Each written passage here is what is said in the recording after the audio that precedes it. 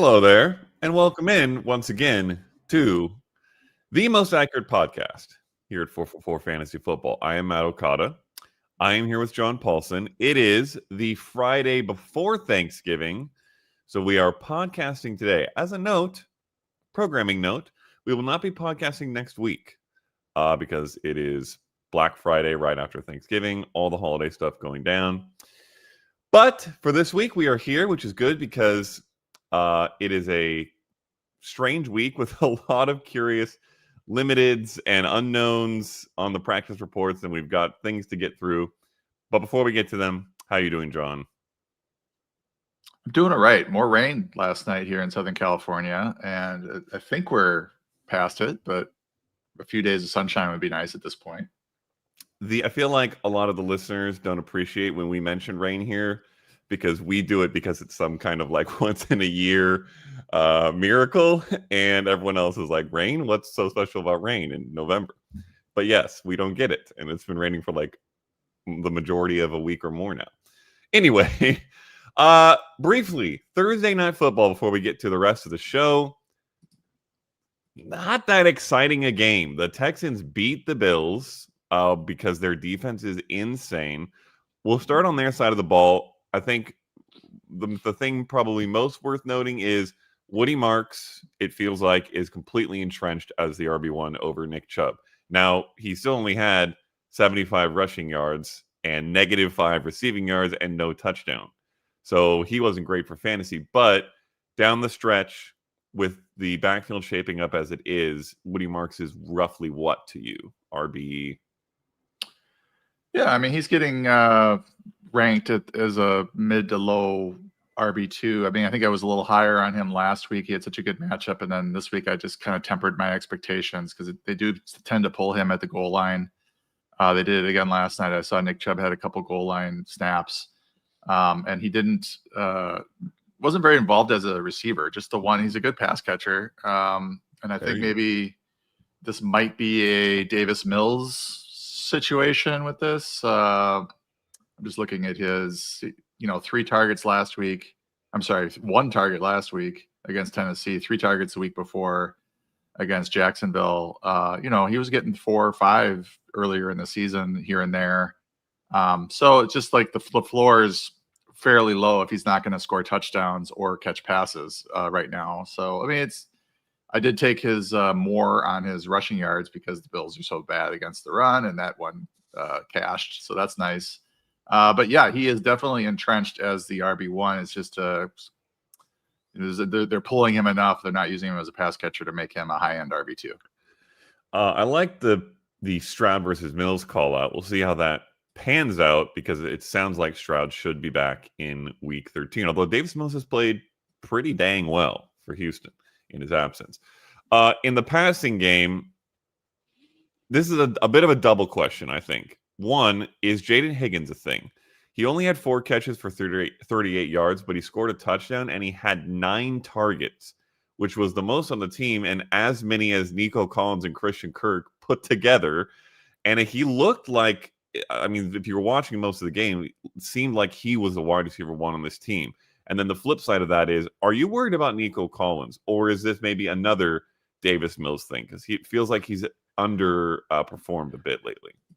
Yeah, as a Nico Collins manager, I am looking forward to CJ Stroud's return. It does seem like Davis Mills enjoys the company of Jaden Higgins. The last 3 games, 5 for 42 and a touchdown on 7 targets for Higgins, 4 for 55 on 7 targets, and then 4 for 38 and a touchdown last night on 9 targets. Like this needs to stop. Like we need to get back to Nico Collins. And if you do look at Nico Collins's recent game log, this was sort of a blip. I mean, even Davis Mills has been pretty good for him. I mean, last week 9 for 92 and a touchdown. The week before against Jacksonville, 7 for 136. The week before that, 7 for 75. So his usage has been pretty good. 11, 15, and 10 targets. So last night was the aberration here with Mills. Also worth noting that while he only had 3 targets, he caught all 3 of them for 55 yards. So it's almost like you should target your best wide receiver. On the other side of the field, Largely standard Bill stuff. James Cook was amazing. Josh Allen didn't score any touchdowns after scoring 6 last week, but he was okay, except for a couple picks that have become a little bit problematic lately, but we're never sitting Josh Allen, so not really worth mentioning. The receiving game is where the interesting questions are.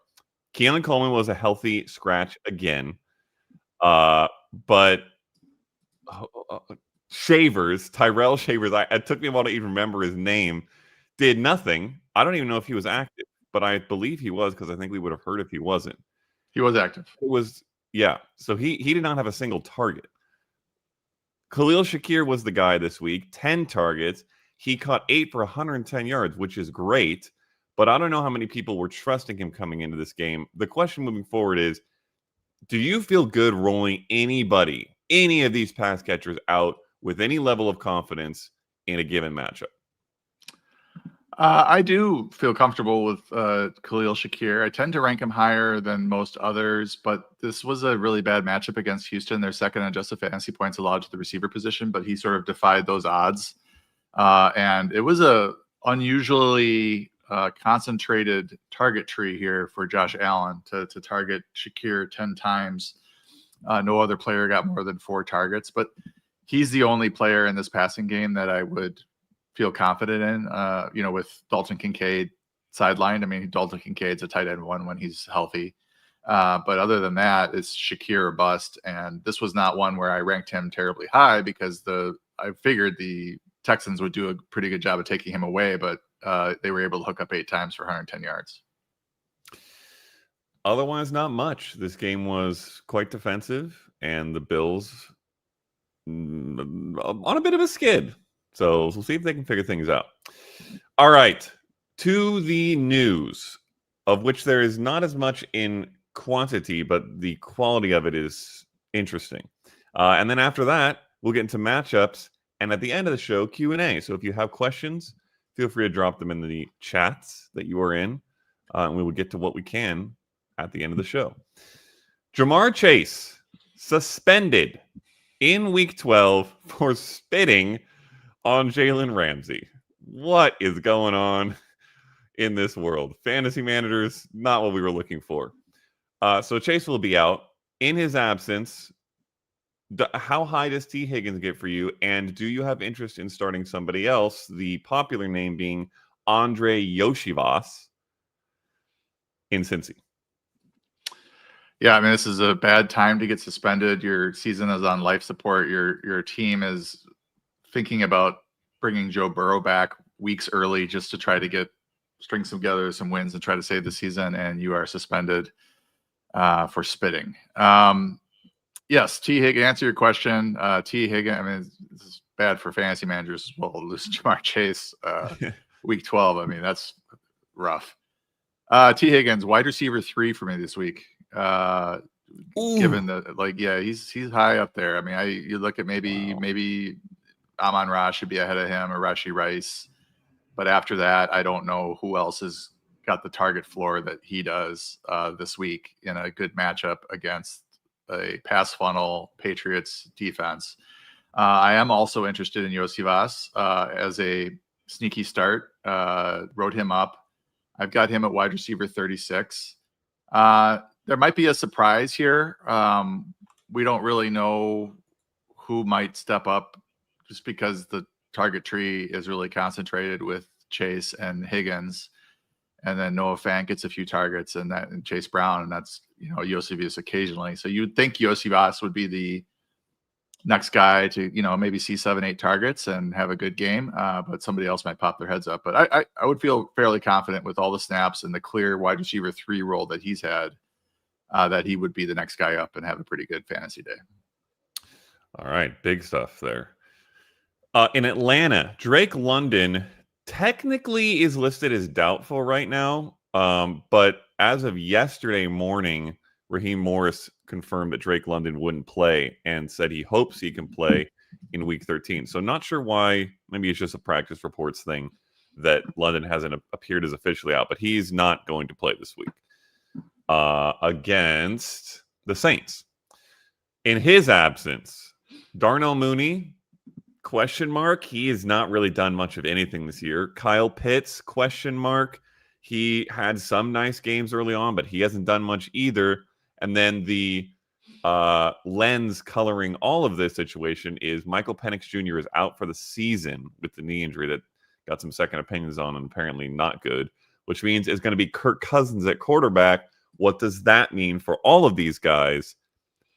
So Mooney, Pitts, anyone else for this week? And then I'd also be curious if you have thoughts on Drake London for the rest of the year if it changes with Kirk. I mean, I would think that they go fairly run heavy and a lot of Bijan Robinson and maybe Tyler Algier sticks his head up with another good game. That would be my plan, given the way that Kirk Cousins played in his last start. Mooney had his chance with London out earlier this season and had a bad game, very quiet. So I'm not confident that he can step into the wide receiver one role this year. He played really well last year, but it just hasn't really come together for him this year. It's been like he is the highest yardage he has this year is I think 68. So not great. But he's, as a wide receiver 3-4, dart throw, hoping that he can see extra targets and produce. And I think Pitts is a pretty good start. He's played pretty well this year. I've got him at tight end 7, right around that Hunter Henry range, right below the rock solid top 5 or 6 tight ends that have a big role every single week. I think you can count on Pitts to give you decent numbers. Okay, that's good. There is a trio of quarterbacks starters to hit on here. So I will name them all and you can give me the thoughts that you care about, especially since there are multiple teams here that we really don't care much about. Shedeur Sanders is going to get his first start for Cleveland. That's obviously a very big deal for the NFL community because of all the hype and nonsense around him around draft time. But for fantasy, don't know how much we care. That's against the Raiders. Jameis Winston will start again for the Giants. Jackson Dart is not back yet. That's against the Lions. And then the Jets, it looks like, are making what maybe will be a permanent move. It sounds a little different than earlier in the year when Justin Fields was banged up, to Tyrod Taylor as a starting quarterback there. So 3 teams without many pass catchers that are super interesting, but does anybody pop up into startability because of these changes? Do you like any of these quarterbacks? Does anyone fall out of starting lineups because of these changes? Sanders played a little bit last week. It was 4 for 16. Took a lot of criticism. I give him a pass on just being thrown into a game and with high wins and expecting him to succeed. So we'll see how this goes against Vegas. And this game is at Vegas, so it's going to be a lot better environment for him. So we can kind of see what he can do. I have not seen enough of him to know what. I'm not going to make really many adjustments in terms of who his favorite pass catchers are or anything like that. I'm just going to assume the offense looks similar and the passing tree looks pretty similar to Dylan Gabriel's. But we're not really rushing out to try to start a lot of Browns in general. This is not a bad matchup, though. If you're in a pinch, you could start Jerry Jeudy. The tight ends are fine. I think David Njoku is kind of iffy right now. He's been limited, but I think he's probably going to play through it. But if he doesn't, Harold Fannin becomes interesting, in a really high snap type game. For the Giants, I made the adjustments today with, taking Jackson Dart out of the rankings after putting him in yesterday, the day before. He's not bad for the pass catchers. I think he's probably a wash or a little bit better in terms of volume for the pass catchers. I think for the team, it's a lot worse because he just throws interception balls left and right. He does not care. The Packers had 3 or 4 dropped interceptions last week before they finally caught one. So I've got him projected for 1.2 interceptions or something like that. So, not a bad spot for the Lions defense at all. They've been a good fantasy defense, and this is shaping up to could be an all-timer for Winston in terms of interceptions and turnovers if they fall behind and he doesn't care. But Wandale's fine and Theo Johnson's fine, and I think Darius Slayton might have returned to practice yesterday. So sort of an intriguing play, but I'm not big on playing receivers with hamstring injuries. But people might have to. And then I think for the Jets that Tyrod Taylor is certainly an upgrade for the pass catchers there. Not that you're really know who to start. Maybe Mason Taylor is back on the radar as a streamer. I've really been ranking him pretty low, but he's better off with Tyrod Taylor there. And then you just Adonai Mitchell, I think saw quite a few targets last week, but was really inefficient. There's just not a lot to talk about with the Jets passing game, but probably good for Breece Hall. I guess maybe one question worth asking on that front that is more useful to our listeners in the long run. I've gotten this one a bit.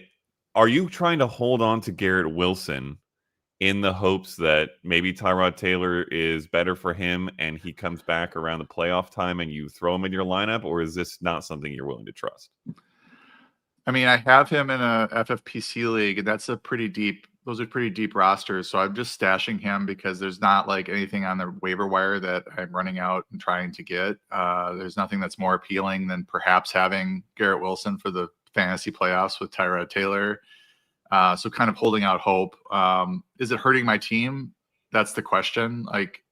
That's the question I ask myself. Like, is there somebody better on the waiver wire that can help me win games in the near term? I know that if I cut Wilson in that format, someone's going to pick him up. So I don't want to let him go in that sort of scenario.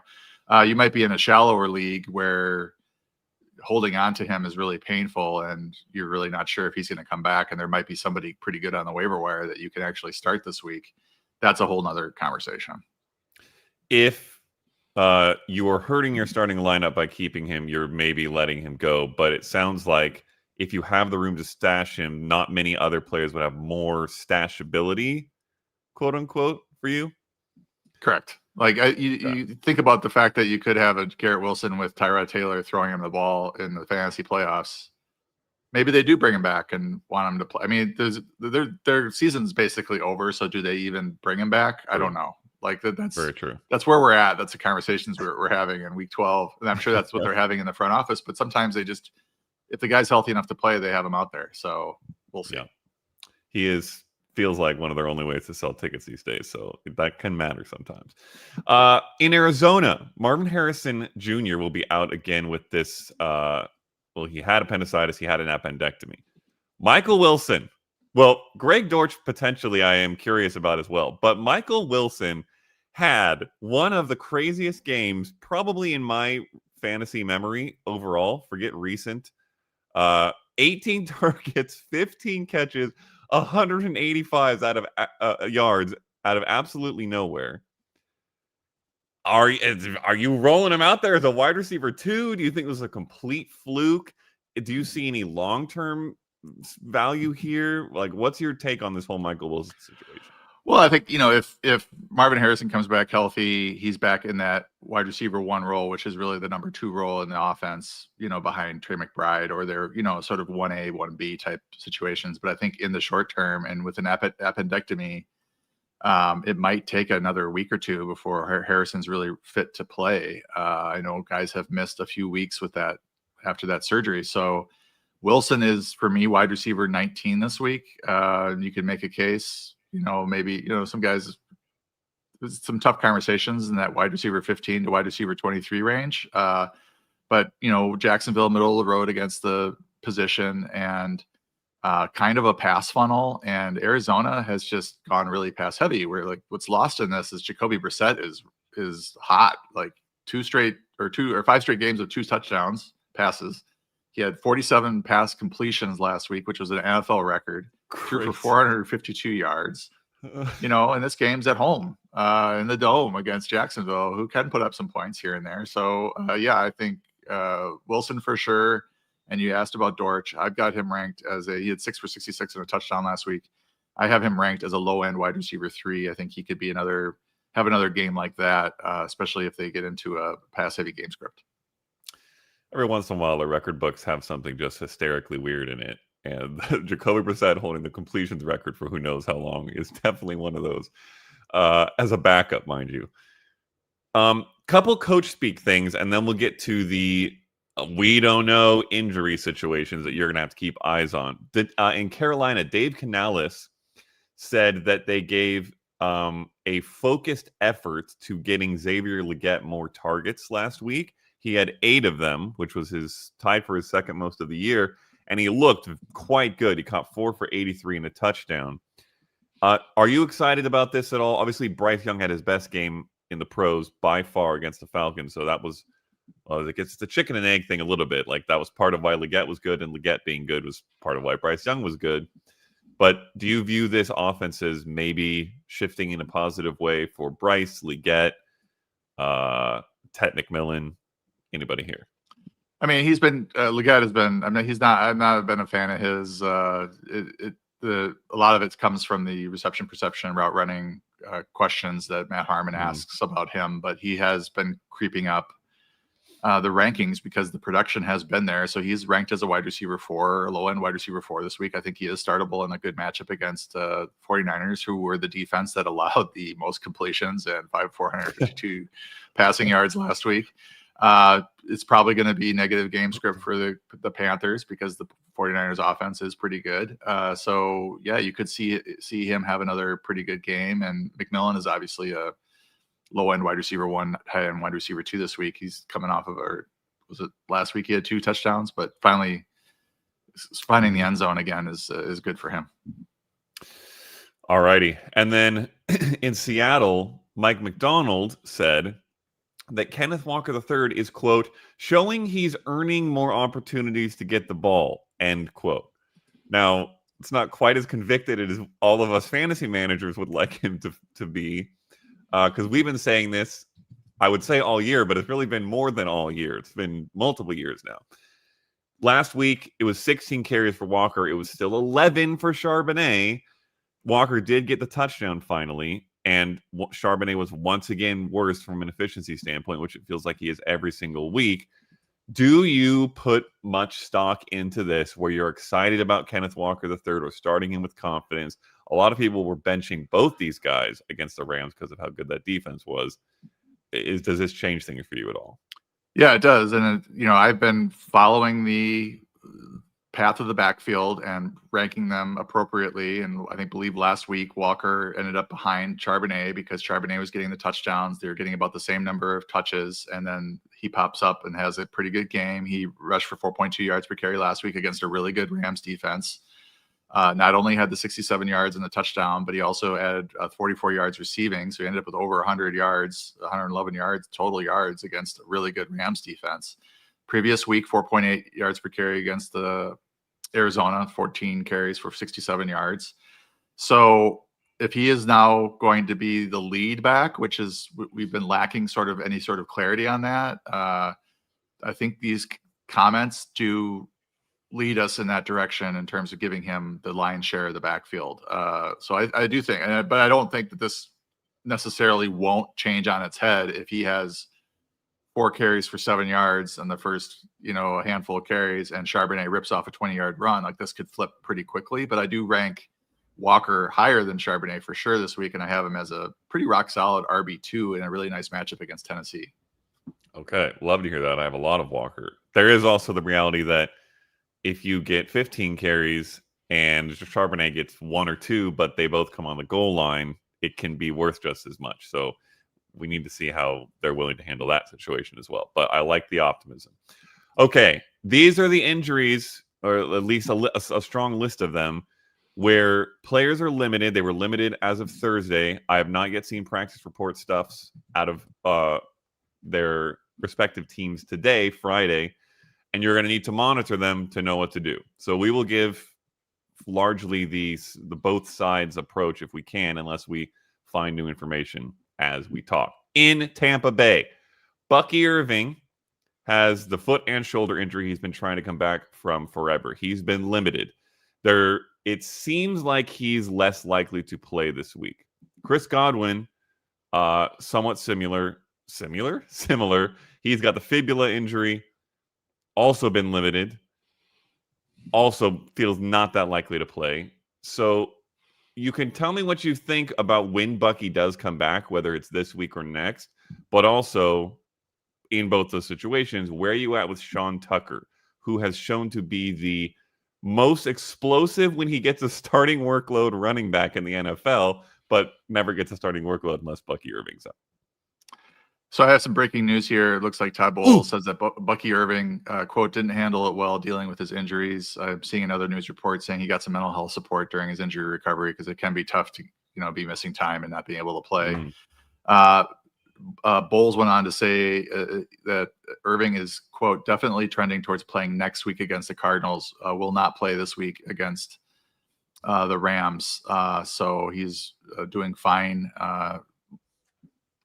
Heading towards a start next week or a game next week at least.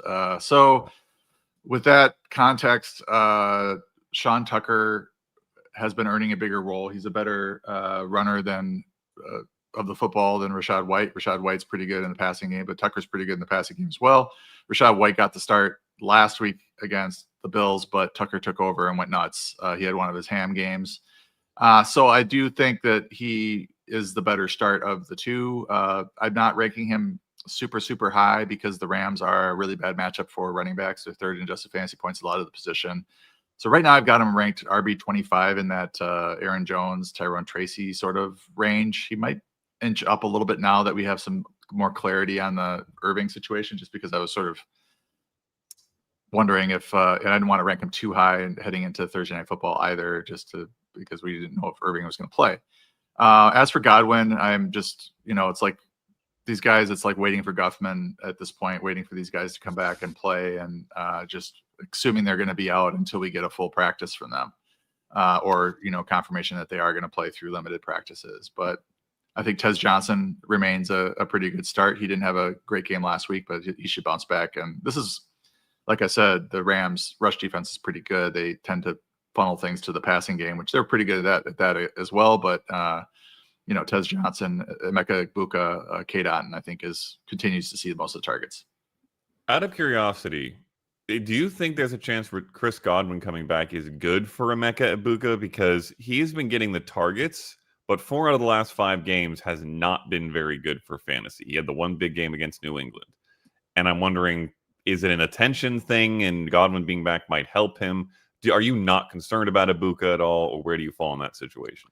I still rank him in the top 6. Like, I've got him at 6 this week, just getting so much work. He's got a good quarterback. This is a game that's going to be negative game script probably for the Bucs. So, I expect him to produce. He's a really good receiver. Would Godwin help him? Probably. I mean, I think if Godwin's going to hurt somebody, it's probably going to be Tez Johnson, just kind of stealing some targets from him and perhaps some of the attention from Egbuka.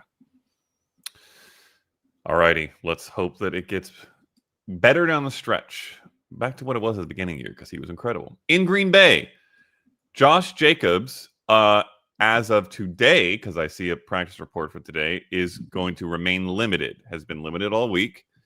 This is with the knee injury that he suffered last week. We really don't know if he's going to play. So you're going to have to give us both scenarios here. But the backups would be theoretically Emmanuel Wilson, who has looked not bad in stretches, backing up Josh Jacobs, and maybe Chris Brooks. So how do you feel about all 3 guys, depending on Jacobs' status? Jacobs practiced today, or is going to practice today. LaFleur said, just talking to him, he's feeling pretty good. So the one, like, normally I would, with the Packers, I would be like sort of wondering what is going on with the medical staff, because they're the ones that tend to limit the players being active coming off of injury. They tend to be conservative on that front, and I expect it'll be Emmanuel Wilson at the end of the day, but this language here does sound like it's more angling towards Jacobs being active. If he is active, I don't think he'll see the same share of the backfield. They've sort of dealt with him playing through these injuries, giving Wilson an extra series or 2, especially if Wilson's being effective. So, I'm expecting Emmanuel Wilson to be the high-end RB2 if Jacobs is out, and if he's back, then he's more of a RB3 dart throw. And you can start Jacobs because he is the lead back in this backfield. But with the turnaround on Thanksgiving, I think the strategy should be for them to try to win this game with Wilson and get Jacobs back for the Lions on Thursday. That sounds right as well, even as someone who needs Jacobs in a lot of leagues. Over in Jacksonville, oh boy. First of all, Brian Thomas Jr. is still limited. The Brian Thomas Jr. situation is rough. I would be curious if I'm assuming you're still holding him in a similar vein as the Garrett Wilson situation, although Brian Thomas Jr. has not been as good as Garrett Wilson was at any point this year, really. He got a little bit better in the middle of the year and then got banged up. So where are you at with him in general? And then the running back situation is very interesting this week. Travis Etienne and Bashal Tutin both got hurt last week in the game. Both have been limited all week. We really do not know whether it will be both, neither, or one of them. So I guess you're going to have to give us your thoughts on both, neither, or one of them, how you confident you are rolling any of these guys out for this week. Well, on the running back situation, they both were limited on Wednesday, limited on Thursday. So they were both out there on Wednesday. I don't think that they're having, I don't know if they finished the game specifically, each one of them. I knew they both had injuries, but kind of played through them. So the limited practice on Wednesday indicates to me that they are going to play. So I'm projecting them both to play, keeping an eye on it, of course.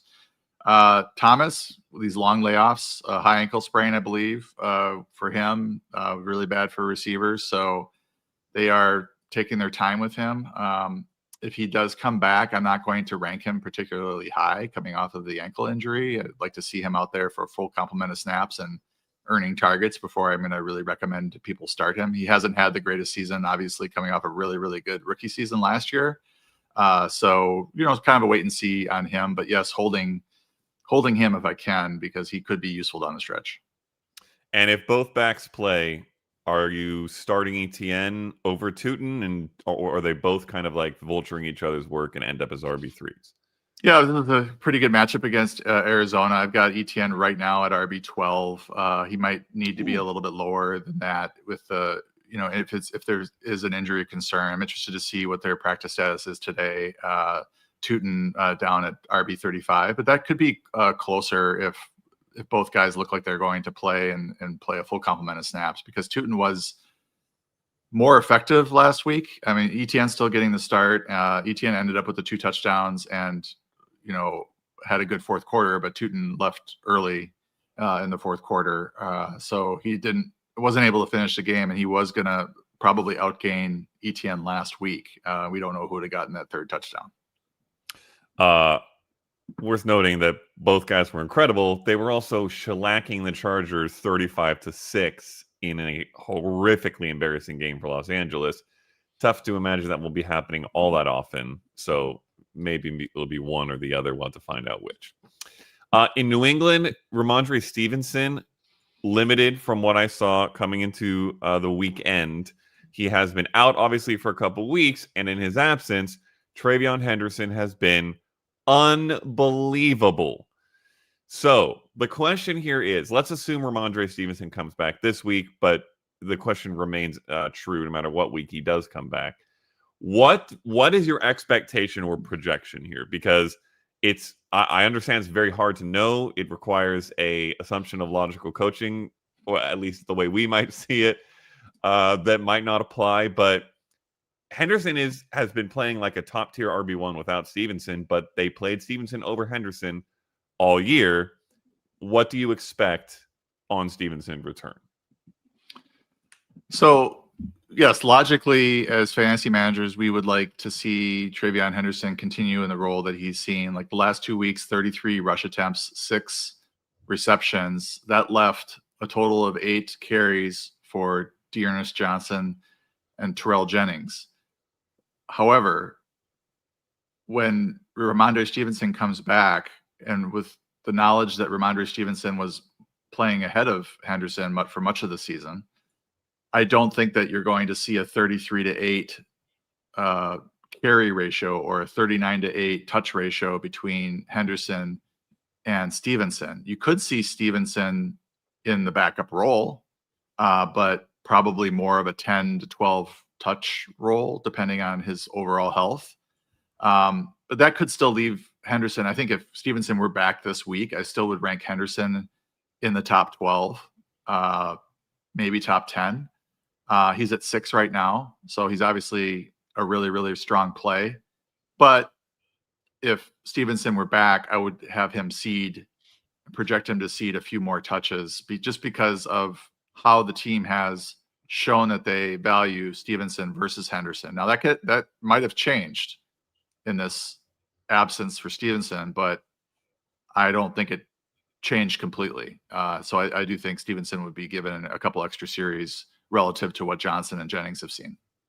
Obviously worth noting, Henderson, a rookie. Sometimes they can tend to be a little slower in the uptick in terms of how committed the team is to featuring them. But it sounds like, in summary, you're saying that you believe Henderson will keep the lead job. It's just how much he will cede to Stevenson. Is that fair? Yeah, I mean, if you bring Stevenson back and you're starting Henderson, there is risk there because they could just revert to what they were doing before. That would be an extreme case. But, given that he had 209 yards on 33 carries over the last 2 weeks, just plug it in my calculator, that's 6.3 yards per carry. You would think that they would allow him to, get another 15 carries, 17, 18 touches with Stevenson back, but you never know with these coaches. Yeah. In looking at any metric, basically, you're going to feel better about Henderson than Stevenson. So it is curious why they're doing this. But we will see what happens on the return. I am optimistic we will get more Henderson because I'm a huge fan. But I agree, he will likely not be as featured as he has been. Last bit of running back room to watch for this week. The Arizona backfield, Trey Benson has been on IR, but he's been practicing in limited fashion. Zonovan Bam Knight has also been practicing in a limited fashion. So as of yesterday, and I'm curious if we can get anything new today, we don't know who will be starting here. It would figure to be one of them.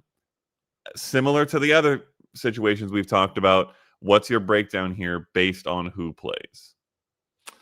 Well, I'm seeing that 18 minutes ago, the Bo Brack is saying that the Cardinals signing Jamar Jefferson to the active roster gives them 3 healthy backs on the 53-man roster, along with Bam Knight and Michael Carter. This assumes that Knight is available, since we did say that he has been limited in practice with an ankle injury? Yes, correct. So I'm trying to go through the permutations here. So this call up of Jefferson, yes, Bam Knight was limited both Wednesday and Thursday. So he could be the one they are protecting against his absence. And they could be counting on Benson, but so far they haven't activated him off of IR. And my assumption going into these long absences is that they're just going to remain out until I hear that there's something that happens that they're back. That's what I've been doing with Bucky Irving and Chris Godwin. I'm not, just because they're back in a limited fashion doesn't mean I'm going to project them in the projections until I get a pretty clear understanding that they're going to play. And I believe they did open Benson's 21-day practice window. He's been at practice and limited, but we have to see what happens on Friday and if they make any sort of moves over the weekend here to make him active, because they could be preparing and bracing for a Bam Knight absence, but more likely it's Benson missing another week. Worth noting, Jonathan Gannon has said he looks good, but his status will depend very much on Friday's practice. So check in on that. Before we leave the situation, Amari DiMercato is also out this week. Are you rushing to waiver wires and picking up Michael Carter because he might be the only running back on this team that has been on this team in some capacity this year, or are you just staying away? Rushing to the waiver wire is strong language. I did pick him up in a couple of leagues as a third, fourth option in my waiver bidding, just as another body that I could roll out there this week if, with Bam Knight, Gimpy, Benson not completely back yet, DiMercato out, you could see Michael Carter getting 10 to 15 touches, in a backup role or even a lead role. So like Scott Fishbowl type bigger roster type FFPC type rosters, I did add him just because of the the nature of the backfield right now. All righty. That is all the news that we have. Again, a lot of these very dependent on Friday practice reports, so stay tuned into those. Let's get to the matchups. Game of the week. I have designated it as the Colts and Chiefs because that is also largely one of the NFL games of the week, although there's a few good ones this week. And there are some interesting fantasy questions. The Colts defense, 50.5 point over-under, by the way.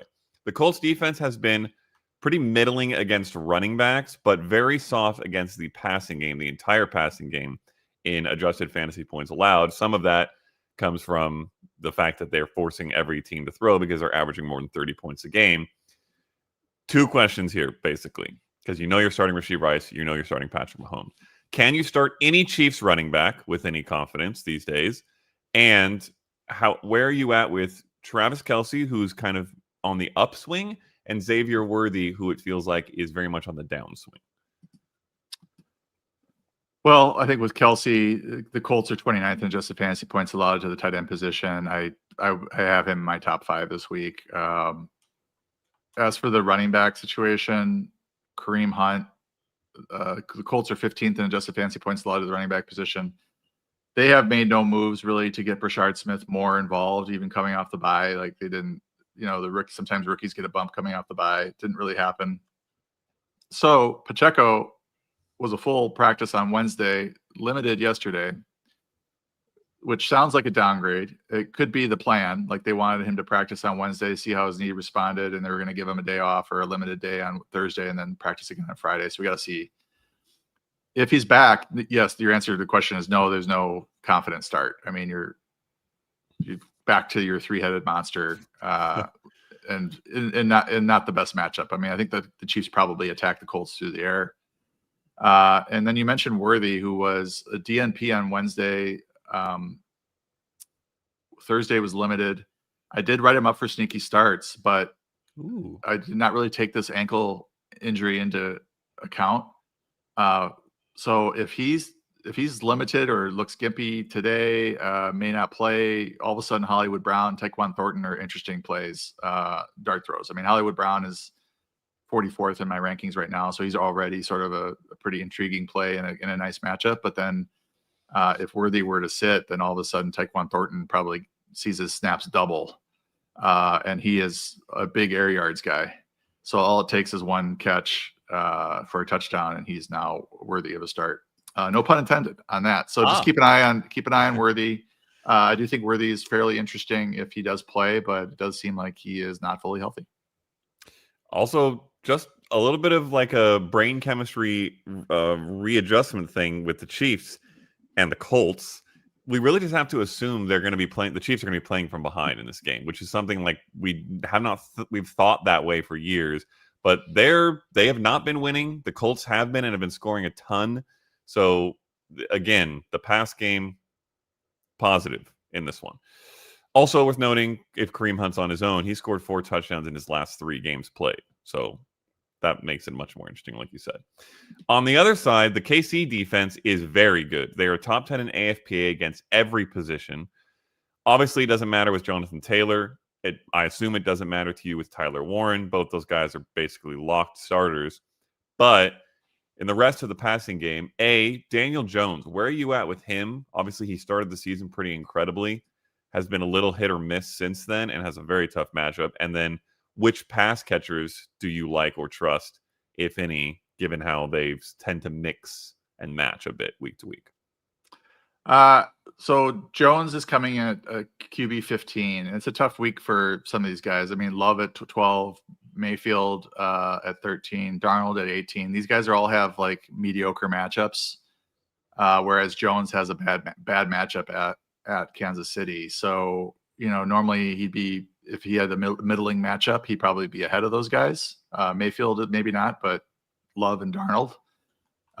So he's startable, but he's not like an exciting start. This could be a kind of an ugly game. It could be a 17-10 type game or something. I don't know if that's necessarily going to be the case, but the KC defense is pretty good. Pittman at wide receiver 24, Pierce, who has been objectively better than Josh Downs, wide receiver 26, a very high ADOT, air yards, lots of potential there if he connects on a pass or two. Jones is targeting him downfield quite a bit. And I think Downs is an okay wide receiver 4 type. I think his lunch has been eaten a little bit by his lunch money's been stolen by Tyler Warren a little bit on the shorter targets. But you could see a scenario where Kansas City jumps out to a lead in this game too. You could see the Colts in a negative game script. I think that would be good for the passing game. But as you mentioned, it's probably going to be a tight game. So I think Pittman, low end wide receiver 2, Pierce, high end wide receiver 3. One interesting bit of deep data dive stuff, because I wrote an article with this in it this week. The Chiefs have been terrible against play action this year in terms of efficiency, and the Colts run the second most play action in the league. So that could be interesting. Particularly the Alec Pierce call out is fun. So an interesting stream there. Fade of the week, ugliest game. This one was not difficult to pick. It's the Browns and the Raiders. The Shadur Sanders, Geno Smith show. Good heavens. 37.5 point over under. The Browns defense is very good against running backs. Second in AFPA. That's second fewest points, second toughest matchup against running backs. They're pretty good against quarterbacks and tight ends as well. And then they're just kind of fine against wide receivers, not particularly soft or difficult. The main question here is Ashton Jeanty, because you're obviously starting Brock Bowers, and I'm curious if you're starting any receivers, but you have to be, it feels like, in pretty deep leagues to do that. But there's a lot of question marks about Ashton Jeanty right now. He has been struggling in a terrible offense, which is not good for the running back position. He has been getting some work in the receiving game that you would hope would make up for the run game incompetence. Not entirely his fault. But where are you at with him? I assume you're still starting him week to week without really questioning it, but is he headed towards an area where you're not? Is he out of RB1 range comfortably? Like, how do you feel about Jeanty in this tough matchup and in general? All right. So you said a lot there about Jeanty. Let me just break it down from what I like. He could make some hay in the passing game, but the Browns have allowed the 6th fewest passing yards to opposing running backs. So it's not a good matchup on that front either. I saw a great breakdown. I posted it in the Discord. If you look under John's announcements in our subscriber Discord, there's a guy I follow on Instagram who does some great breakdowns, and he's just talking about how bad the offensive line is for the Raiders, like just completely incompetent play. So this is not like. Also, we have the Browns are really good rush defense. Like on top of all this, like they have allowed the 8th or 10th fewest. I guess that's not so bad rushing yards, but if you look at their AFPA, second in the league. So I've got Jeanty at 18. I think the consensus ranking on him is at 13. If I was sitting there with David Montgomery or Kenneth Walker this week, I would seriously consider starting them over Jeanty, just given the way that the Raiders offensive line has played, especially recently, and given the matchup is not so good. So that's where I'm at on Ashton Jeanty. I think this game is ugly. I think the Browns defense is a good play. The Raiders defense is a good stream. They're not a terribly good fantasy defense, but I think in this matchup, you're betting, against Sanders having a really good game, and it's probably a good bet. Trey Tucker, I think, is an okay start. Brock Bowers is a good start, but there's just not a lot of names here that I want to start. Very valid. On the other side, the Raiders defense, somewhat middle of the road against quarterbacks and running backs. They're quite soft against wide receivers, one of the nicest matchups for wide receivers, but they are also 6th in AFPA against tight ends. You mentioned the Browns tight end situation a little earlier. I'm assuming Quinshon Judkins is a go. I'd be curious between Judkins and Jeanty how you'd feel there. But anybody else that you're going to roll out there? You touched on these guys briefly when we hit the game, but in terms of actually starting anyone. Yeah, Judkins ahead of Jeanty at running back 16. Vegas is 18th in adjusted fantasy points allowed to the running back position. I do not really want to start any of the receivers this week. I don't know with any confidence who Sanders is going to favor between Jerry Jeudy or Cedric Tillman. The tight ends have been a pretty consistent part of this offense throughout the year, but I don't feel great about Fannin. He got him ranked as a tight end 2. Njoku is a tight end 2, just as guys that you could roll out there because they're going to play a lot of snaps and they're a big part of the offense. But who knows what happens, really. If Njoku were to sit, then Fannin would move up into low-end tight end 1 territory. Hopefully, unless you're a big Colorado college football fan, this is not the game that you have in your window because it's not going to be fun to watch. All right, let's move on to positional matchups.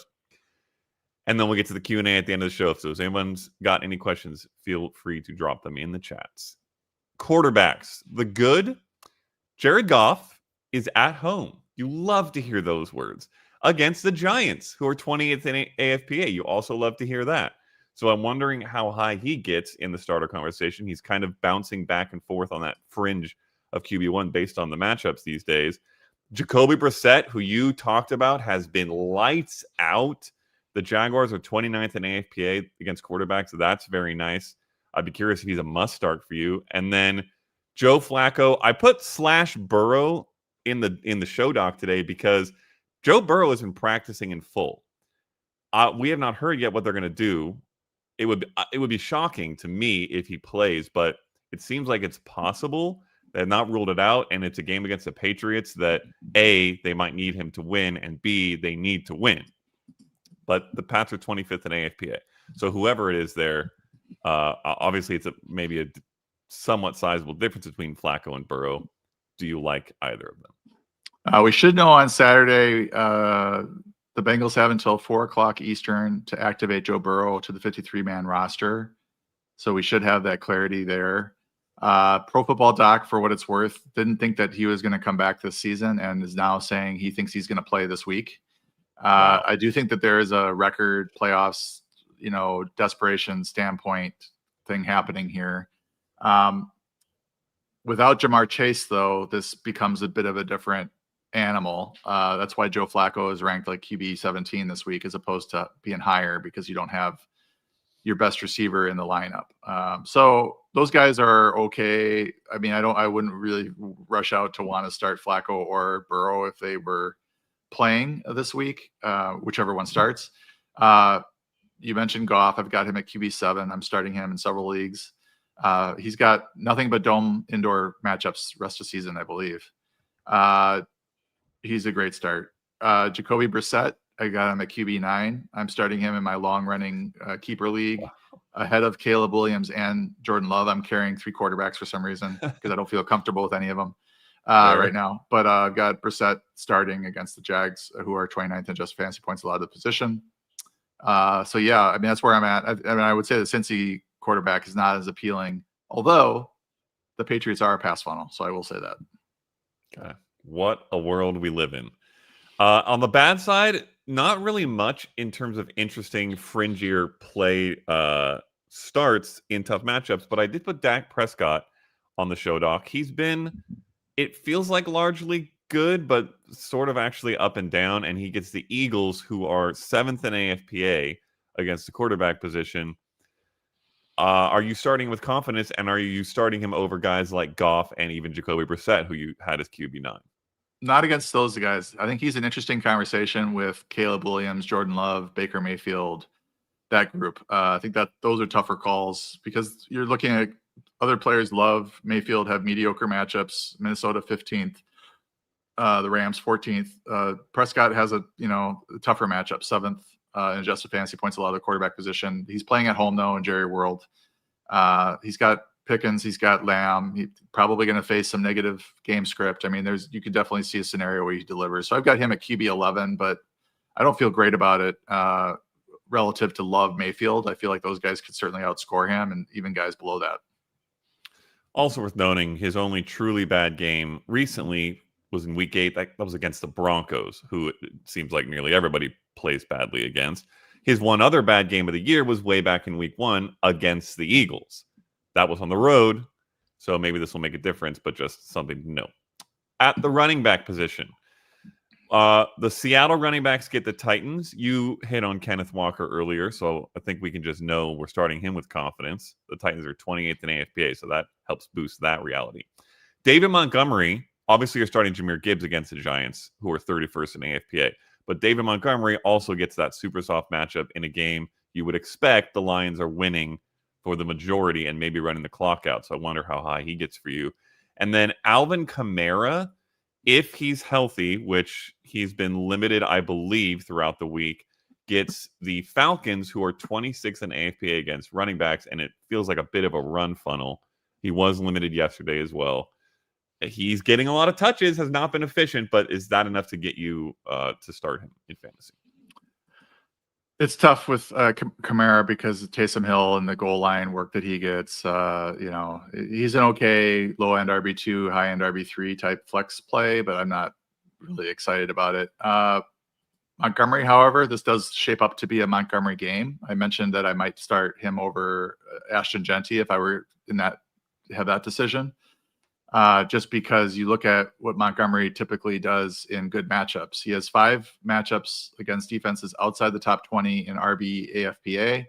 In those games, he's averaged 15 touches for 81 yards, 0.8 touchdowns per game. In the other 5 games, which were all tougher matchups, that number falls to just 10 touches per game.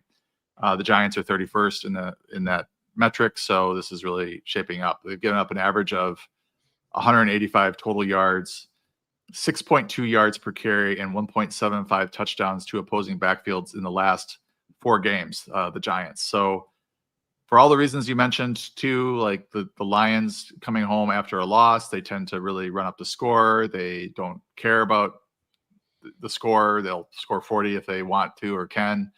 And a game where, Jameis Winston, second half, flame out, you might see a wide lead and Montgomery getting the work instead of Jahmyr Gibbs. But even if there's 30 or 40 points on the board, Montgomery's probably getting a touchdown in that one. So I like Montgomery quite a bit. And yes, you mentioned Seattle, so I'm starting Walker with fairly high confidence. How deep do you need to be getting in leagues to start Charbonnet as well, given he does get like double-digit touches on a weekly basis, pending this new comment from Mike McDonald? Well, I've got him at RB 33, so he's there with Algier and Tootin and the Tennessee running backs. So like there are certain like low end RB3 flexes where you got teams on bye and you got to start them, and it's a good matchup. So you get a guy that's pretty good against a soft defense in a game that Seattle might be up by 20 in the fourth quarter, and you could see Charbonnet finish with 12-15 carries. Okay, I like that. On the bad side, we hit already on the Bucks situation and the Cardinals situation because of all the injuries. Just worth noting, both those teams are also very tough in AFPA for running backs. Elsewhere, though, DeAndre Swift gets the Steelers, who are 5th. He is healthy, but has been kind of low ceiling, it feels like, largely lately, but high floor. Interested to know where you stand on him. The Giants, the Tyrone Tracy, Devin Singletary conundrum, though Tracy feels like he's leading that now, gets the Lions, who are 4th in AFPA. And then you just mentioned the Titans running backs being in that Zach Charbonnet range. They get the Seahawks, obviously, on the other side of that game. They're 10th in AFPA.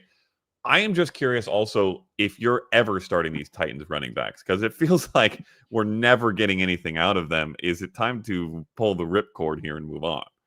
Well, I'm in a couple leagues with Tony Pollard, and I have to start him just given the makeup of my roster. My other running backs are all injured, so he's my RB2. And one in my FFPC league, I've got him at Scott Fishbowl, and he's fine in there because he gets his first downs and some catches and ends up with 20 points, and it's better than what I've got on my bench. So, yeah, nothing's exciting about this. You're not expecting a touchdown, which is pretty sad at this point. So they're low end RB3 flex types. The Giants backfield this week, you're hoping that Tyrone Tracy can catch some passes, I think is the trick. And he does catch some passes. He'll be out there as a pass catcher. He's not going to be out there at the goal line.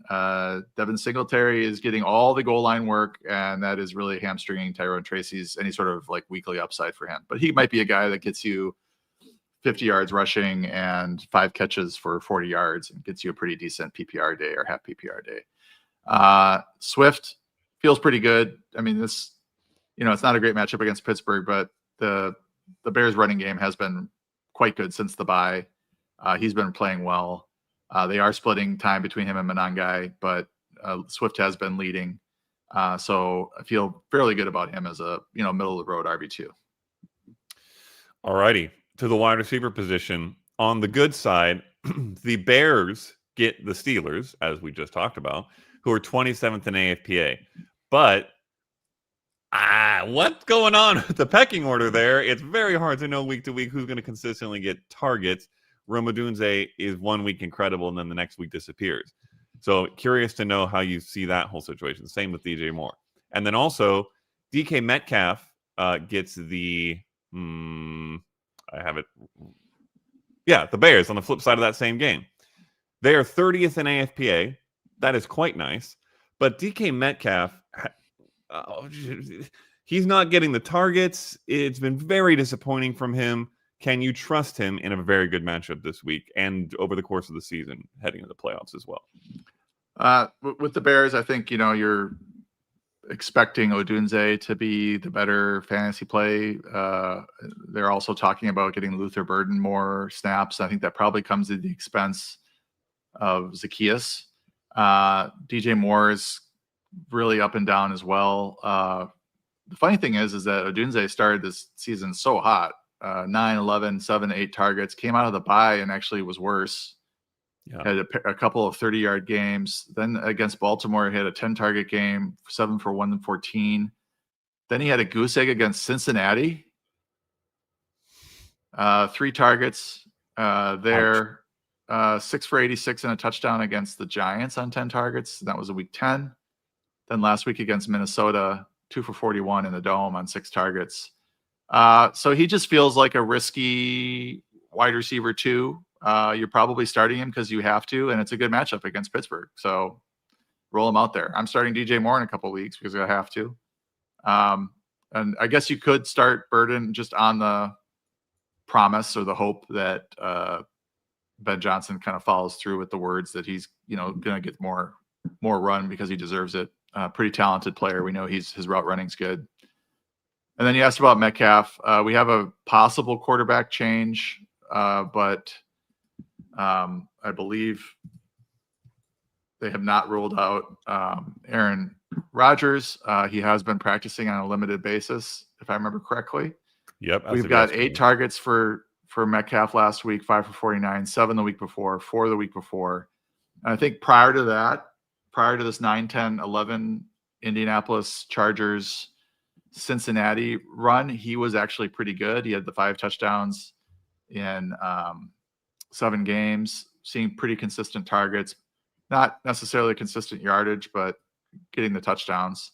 He's in a little bit of a drought right now, but I think against Chicago, pretty good bet that they throw at least 1 touchdown and maybe he gets it. But yeah, you're not feeling confident about him with 9.9, 6.5, 2.6 PPR fantasy points in the last 3 weeks. Come on, DK. I need you in some places. On the bad side, Zay Flowers gets the Jets. Now, the Jets are 6th in AFPA. Worth noting, maybe you can remind us for sure how many weeks AFPA adjusts for at this point in the season. But obviously, they are now playing without their best corner in Sauce Gardner because they traded him away. You would imagine some of this number has to do with them. Flowers just also has been very, very low ceiling since that hot start to the year. He had 25 fantasy points in week 1, basically. And then he had 7 for 75 on 11 targets.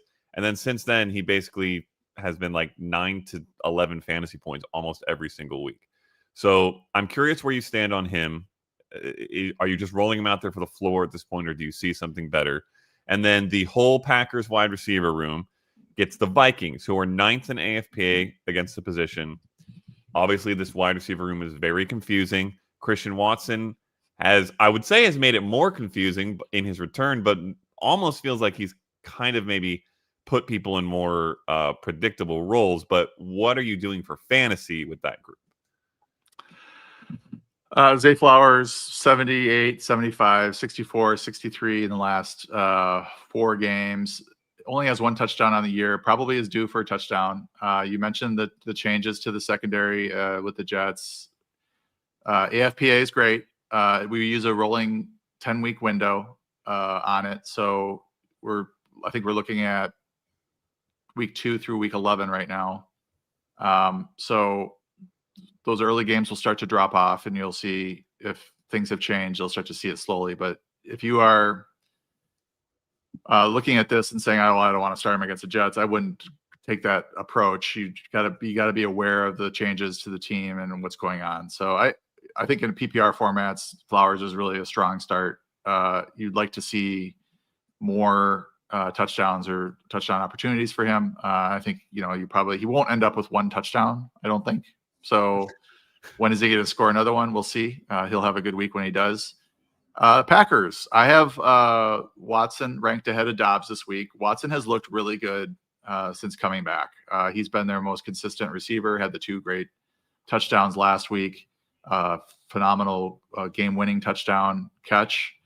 And Jordan Love trusts him. So I do think he is a low-end wide receiver 2, high-end wide receiver 3. And I do also think, if you think back to his, I don't know, it was a rookie season, but he had that stretch where he broke fantasy football for like 8 weeks. I don't think we're getting to that, but we're starting to see him playing with that sort of confidence. He's really fast. He's the fastest player on the field, him and Matthew Golden, at any given time. And he's also got the size. So Jordan Love trusts him. I do think he does have a low floor. If he gets 4 or 5 targets and they don't connect on a deep ball, then you could end up with a goose egg. But he also has that 2 touchdown, 100-yard upside. So Dobbs is okay too. He had the 3 touchdown game against the Cowboys.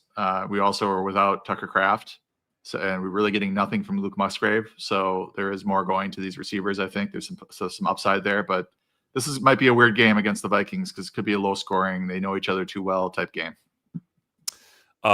Couple quick things to add to your comments, because I realized as you were talking that I wrote up some stuff on both these guys this week. The Vikings defense good in general, but they do have a weakness against the deep ball. They've allowed the highest passer rating in the league against the deep passes. They've allowed completions on 60% of deep attempts, which is the highest in the league. 5 touchdowns, no picks from the quarterback perspective. And obviously Christian Watson being heavily utilized on the deep ball. So if he's going to hit, which you mentioned might need to do, this might be a good chance to do it. And on the other side, to support what you said, Zay Flowers, the most targets, catches, and yards since week 2 without scoring a touchdown in the entire National Football League. So it should come. Hopefully it comes soon. And then on the tight end front, Hunter Henry is the winner of the Cincinnati Bengals sweepstakes this week, though I will say we thought Pat Freiermuth might have been the winner of that sweepstakes, and then he didn't do anything, but I blame Arthur Smith for that. So Hunter Henry, who has been tentatively decent at various points throughout this year for the Patriots, gets the Bengals, who we've talked about often, dead last by a lot in AFP against tight ends. And then Cade Otton gets the Rams. We will see what the Buccaneers' health situation looks like, but obviously one of the few guys healthy there. They're 24th in AFPA. And Colston Loveland gets the Steelers, who are 30th in AFPA. He had that huge game against Cincy, and since then, he has been better than he was before that huge game, not quite as huge. So I'm curious if you are confident trusting him yet in fantasy. Yeah, starting with Henry, I've got him at tight end 7 or 8. Starting him in a couple leagues where I lost Tucker Kraft. Feeling fairly confident given the matchup. I would prefer Austin Hooper remain out. But it looks like with a concussion, he is back to a full practice yesterday. The reason I say that is Hunter Henry had 6 targets last week, 94% of the snaps, 87% of the snaps the week before, and I believe that was the game that Hooper got concussed. Otherwise playing 75, 80% of the snaps. I do think this is still too good of a matchup to really ignore. The last time he had a matchup this good was Pittsburgh. He had 8 for 90 and 2 touchdowns on 11 targets in week 3. So definitely some upside here in this game. I think you can definitely start Cade Otton as well. had a quiet game last week, I think, against the Bills. Really good rush or really good defense against the tight end position. The Rams, one area where they sort of struggle, 24th in adjusted fantasy points a lot of the tight end position. We're still probably missing Chris Godwin. So Kate Otten tends to play well when Godwin is out. And Loveland, I think, is a pretty good start against a Steelers team that you mentioned. Gives up a lot of points to the tight end position. Cole Kmet's still a factor there, though. So it's not a given that he's going to have a good game, but Loveland is out there and running routes, and it's a good matchup. On the flip side, Jake Ferguson gets the Eagles, who are number 1 in AFPA against tight ends. That is scary, and he has not been quite as consistently amazing as he was earlier in the year. You wonder if maybe that points to the CeeDee Lamb absence or what, but he's maybe feels fringier than he was mid-season when he felt like a for sure start. So I'm curious, if does he get to your bench in a really tough matchup? And then Juwan Johnson, no one's really super excited to start Juwan Johnson, but in a matchup with the Falcons, who are 4th in AFPA, that becomes even tougher.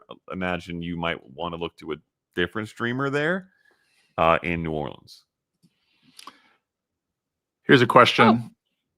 Is Otten a better starter? Ferguson full PPR? I would go with Otten. I've got him at 9, Ferguson at 10, given the matchups you're talking about in recent play. So go ahead and take care of that question. Juwan Johnson, I mean, Ferguson's okay. It is a really bad matchup. So you just sort of exercise caution. He's an interesting question with him and Mark Andrews. That's an interesting question this week. Still starting him because of his role, but not feeling as confident against the Eagles. Juwan Johnson, though, I've got him ranked at tight end 11, Ferguson at tight end 10. He'd be higher if it wasn't against Atlanta, 4th in adjusted fantasy points allowed to the tight end position. But I think, you would think his floor in targets would be higher given the Rashid Shaheed trade. They also got rid of Brandon Cooks. Yep. They parted ways. So they're just really thin there. It's Chris Olave and Juwan Johnson, I would think, as the top 2 receivers in terms of targets. But this is not, as you mentioned, a great matchup.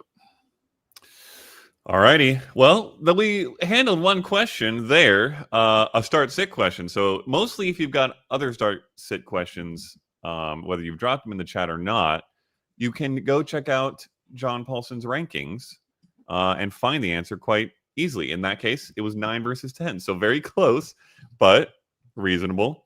But we'll get to some other ones for the close of the show. Third Eye 0007 says in PPR, rest of season, Trey Benson or Bashal Tootin, with Benson hopefully coming back either this week or next. Tootin banged up, but starting to look better in Jacksonville.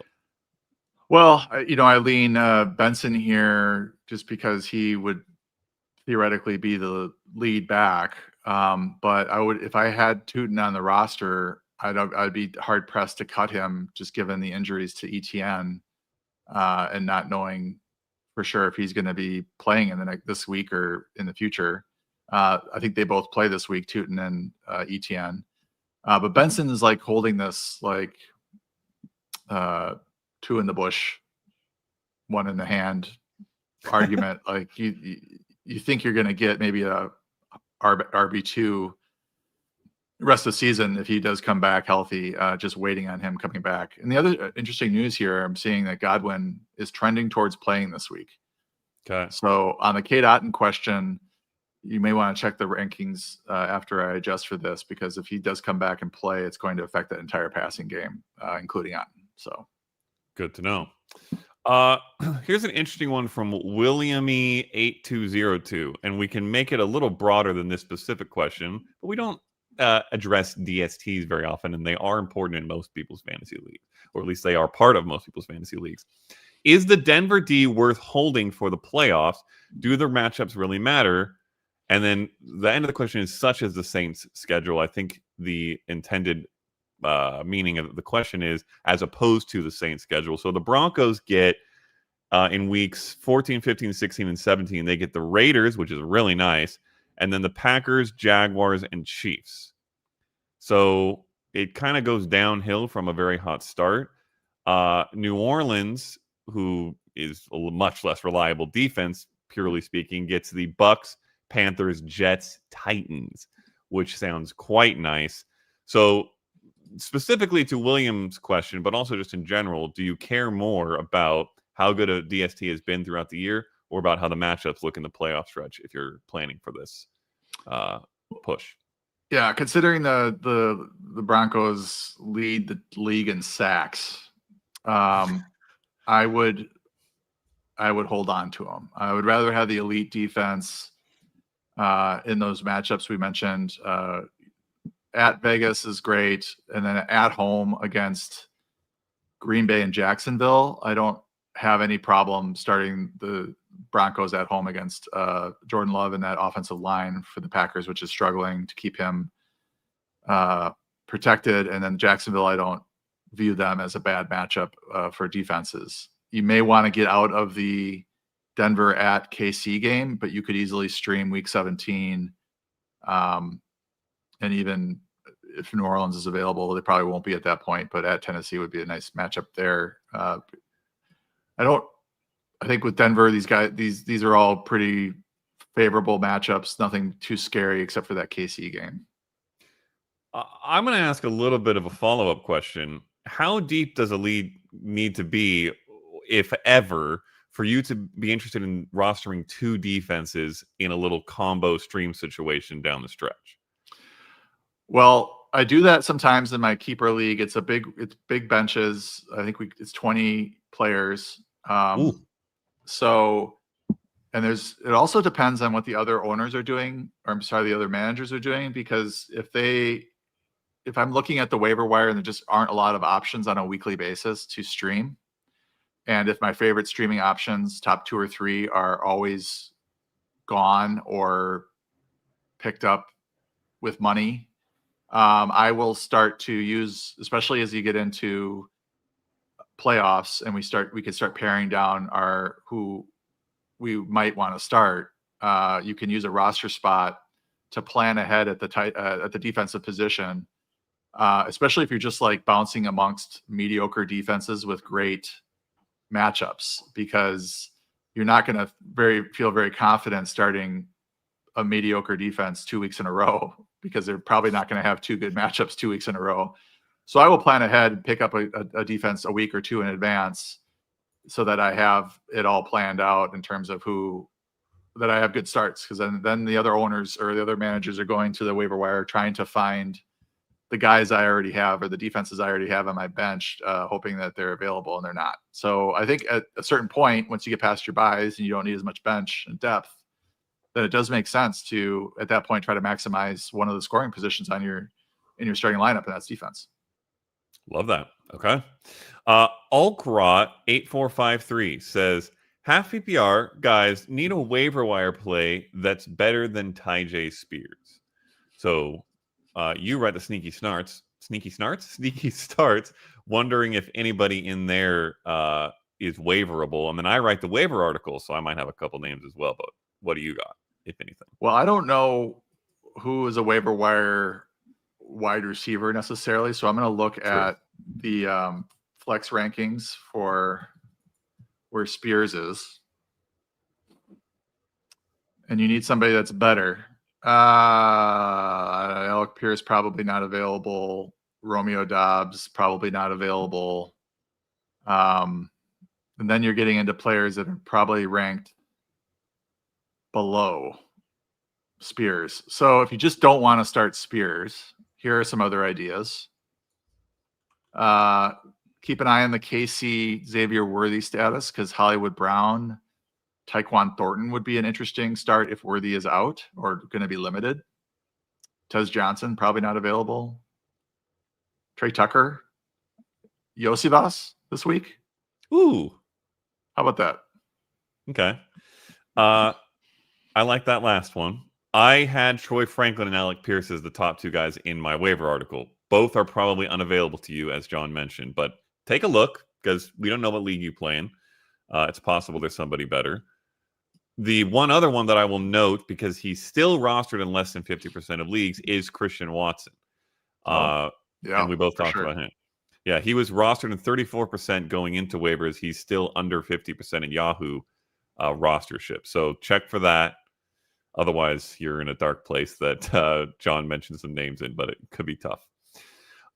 Ken Andolic, 3713, said thoughts on Godwin for this week with what you mentioned, updated, potentially likely to play or hopeful to play, and rest of season, which brings in a more interesting wrinkle to this. Dropped Quentin Johnston to keep Godwin for his upside. So do you agree with that? And what's your thoughts down the stretch? I think Godwin, if fully healthy, with Mike Evans likely out until when is Mike Evans? Mike Evans might be coming back. 15, I don't know if 16, 17, maybe then, if then. Yeah, very late. Let's assume that Mike Evans is just out rest of season. Godwin, if fully healthy, is quite intriguing in that offense as like the number two option. He might end up getting more targets than Igbokwe in certain games. I'm not holding out hope that he is going to return to his, I don't know, he was wide receiver 1 or wide receiver 3 or something when he got hurt last year. He was on fire. Igbokwe soaking up some slot targets and slot snaps where Godwin has really shined last year. So the matchups are okay. Like this week is actually a pretty good matchup against the Rams. And then he's got Arizona, New Orleans, Carolina. Those 3 are considered pink, like light red matchups. So they're not terrible, but they're not even mediocre. But I wouldn't put any of those teams really in anybody that I'm scared of when it comes to Chris Godwin. So I would feel pretty good about him if he's fully healthy and Evans is out. If Evans is back and you're expecting him back in the fantasy playoffs, then it gets tougher because that target tree is really compressed and he's getting, pinched perhaps on the Evans side and the Igbokwe side. All right. One more DST question, and then we'll get to a trade question to close the show. This is from Ken Andolic again. I don't know if I'm saying that right. Do you like the Texans D for the fantasy playoffs? They get in week, let's just go for the rest of the season because it's interesting. Obviously, they just crushed the Bills, who are a very tough matchup. Next week, they get the Colts, who are arguably the toughest. And after that, they get the Chiefs, who are also extremely tough. So next 2 weeks, very tough, but they just scorched the Bills in a very tough matchup. They are an unbelievably elite defense. Then in week 15, they get the Cardinals, 16, the Raiders, 17, the Chargers, where you're looking at, 50 sacks over those last 3 games. So I think so. Do you feel any differently at all, or is this one of those defenses you're just sticking with rest of season? Well, the question is, do you like the Texans defense for fantasy playoffs? And I love them for the fantasy playoffs. Arizona, Vegas, and the Chargers, all green matchups. I would probably even keep them through the Colts and the Chiefs and just hope for the best. If it means you wouldn't want to cut them to lose out on that fantasy playoffs. And I do want to mention before any other questions that we forgot to mention it on the Sneaky Starts pod, but the Black Friday, Cyber Monday sale is going on at 4 for 4. So you can get a rest of season. If you're on the fence, want to check it out, check out the site, or you were a previous subscriber and didn't subscribe this year, you can get a rest of season pro subscription for $4.44. No better deal out there. You can get some good deals on the betting subscriptions as well. So just wanted to mention that. But absolutely, the Texans, it was a neutral matchup last night against a good team. And you don't want to bet against Josh Allen too often, but it worked out for the Texans defense for sure. Feels like one of those ones where, like you said, you're just holding them through the tougher matchups because they're too good to drop, unless there's some incredible stream, but you're not dropping them. Like that call. Last question. Zach Barrett, 5510. Would you guys trade Judkins and Drake London, who is banged up, for Amon-Ra St. Brown, who is not banged up?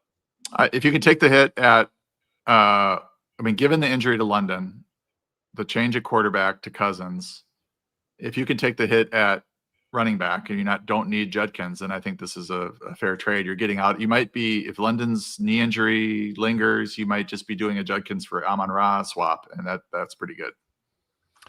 I think I would largely agree. I would say I don't know how many of you, specifically you, Zach Barrett, are in a place where you can take the hit from Quinshon Judkins to drop down to whoever an RB3 or 4 would be. So that is important to know. Also, Judkins does get the Titans, Bears, and Bills in weeks 14, 15, and 16, which is quite nice. Then he gets the Steelers in championship week, which is tough.